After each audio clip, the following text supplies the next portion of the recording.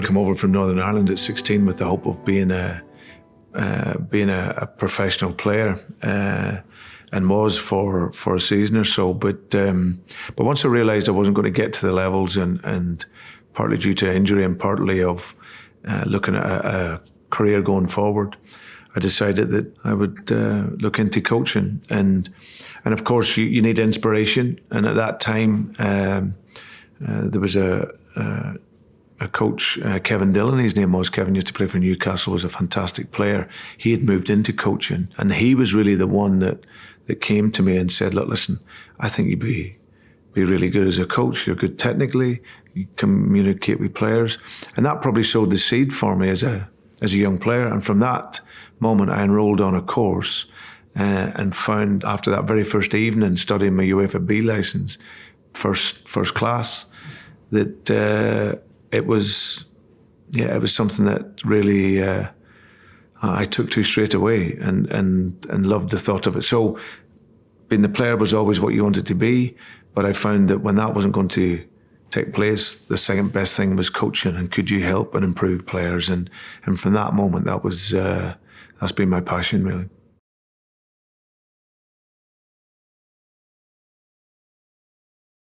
I was part-time coaching. I was working at John Lewis Partnership in Bracknell. It was. I was working in the sort of warehouse there, which gave me an incredible insight into what life was really like outside of football. And I think in that period I became a man. And from that point, I'd obviously realised that this was a means to an end for me. It was going to help me pay bills and bring up a young family. But of course, my passion was coaching, and it made me even hungrier to do well and to be able to hopefully get a full-time post. So those are challenges, because at that time as well, there wasn't so many people like now in coaching. There's many roles full-time. For young coaches and people in the game. At that time, there wasn't. So it gave me a real focus. I was a keen learner, and I was also very keen to try and learn as much as I possibly could about the subject of coaching. I knew it was about communication, and so I would enroll on courses to help me with that. How could I communicate with people better? Coaching, the detail around coaching, welfare of young people. So I would travel all over the country, just enrolling on courses that could help me become better, as well as doing my coaching badges. Then from that, I went part-time into Reading, and then eventually became full-time.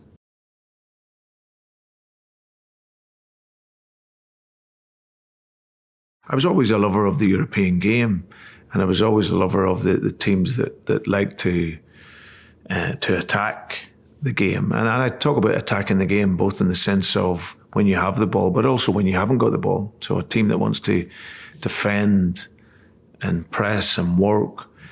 So I was always attracted to those types of teams, but also because I was youth-minded at the time, I was very keen on the clubs that had that top-to-tail philosophy. So travelling around Europe, going into some of those clubs, allowed me to gain a lot of knowledge and a lot of insight into their great practice. Going into the likes of, obviously Barcelona is always the standout for me, because it was one, I loved that pathway from a young player in La Masia through to the first team.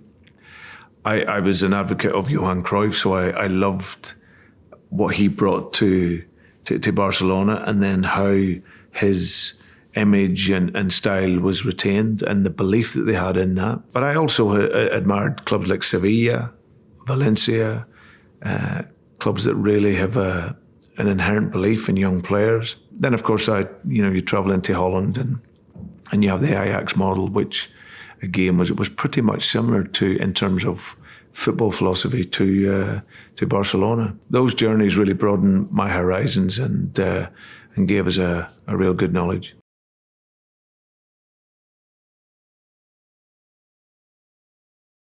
I'd loved my time at Reading. I was given a great grounding there as a young coach. And then I'd work my way through to being an academy manager. At the time, my goal was to be renowned as one of the best developers of young players in the world.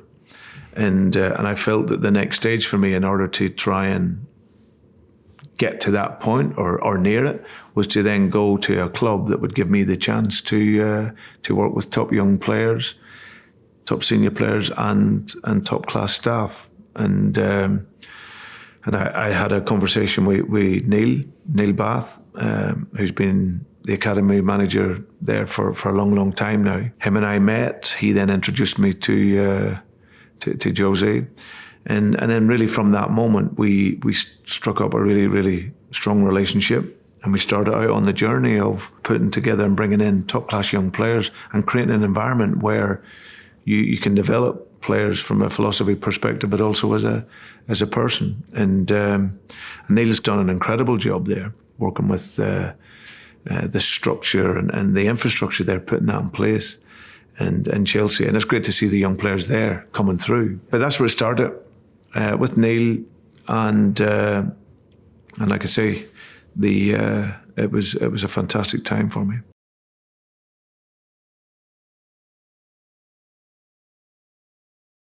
You know, everyone wants to play, but I was lucky in a way where I then was able to go into coaching fairly young. So I had virtually 15 years of an apprenticeship on learning about coaching, developing players, and then working my way up to Chelsea, working with some of the best players in the world. And then going through all the various roles and jobs, you know, as an academy director, assistant academy director, it gave me a great insight into not just the football aspect, but education and welfare, the sports science of the game. So I had a real underpinning knowledge of many aspects, as well as the football. So that was very important for me in my development. I suppose the first time I really thought about being a manager was, believe it or not, when I was in the running to get the Leicester City job. I was 34 at the time at Chelsea. I loved my time there, really enjoyed it. It was a great team of people to work for, and the players were fantastic. I'd been offered a couple of number 2 jobs prior to that, but I didn't feel that was quite right. And then out of the blue, I was offered the chance to come and speak about the Leicester City job. After 2 or 3 weeks of speaking with them and going through a process, the club were going to either appoint myself or a more experienced manager. And at the time, their thought was to appoint an experienced manager. Somehow I was put in contact with them. We then spoke, and then I think I gave them a bit of a decision.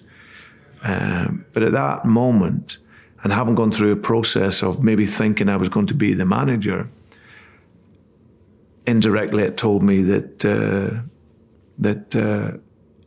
it was maybe time for that opportunity, if it came, that I would take it. So when the opportunity did come up a year or so later at Watford, I felt I was then ready for it. And that was virtually, like I say, I was 35 at the time, and I felt I had done the full experience as a coach, and now I was going to make the step into management. There's a journey that you got to go through in order to get there. You don't necessarily see yourself as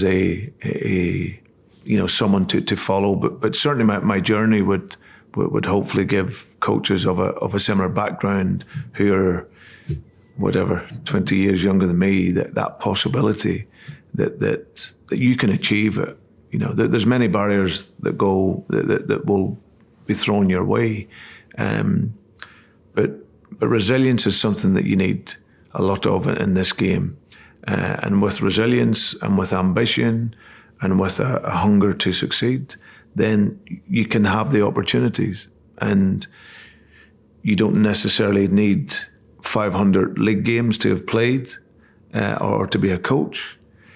But there's other aspects of the game that you need to understand because, like I say, the role is different. You're not being asked to play. You've been asked to coach. You've been asked to manage. You've been asked to make players better. You've been asked to make people better. And that's a totally different skill set. I'm always a huge admirer of players who have had long careers and then go into the game because it's, they have their own unique experiences. My experience was different, but I've always tried to learn, and I think that's the key aspect, and have a resilience to keep going.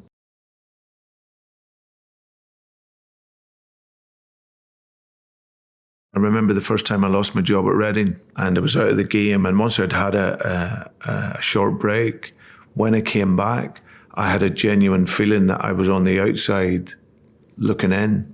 And then you're always grateful because you've been in structure. You've been so busy. Then all of a sudden you're out of work.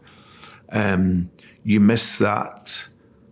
You miss that spirit of the training ground, the grass, working with players, talking with people. And for me, I see it as a role just to support, because it's a difficult period when you're out, especially if it's for a prolonged period. And I always like to open my door for coaches or managers to come in and chat, because it's so important. It's such a tough business, such a tough profession, but we are professional, and you must always hope that you stay fit, you stay strong, you get out there, you learn, and then the next opportunity will come. I think that the game always evolves. The game is changing, society's changing. We as coaches, I always say that as a manager, you're going to work in a profession where the players in the main will be between 16 and 35. Of course, you're going to get some that'll be older than that. But that's the timeline that you're working in. But you as a manager and coach, each year you're moving away from that. So it's so important to have that ability to adapt, to change both in football and in society, but whilst retaining the values and your method of work.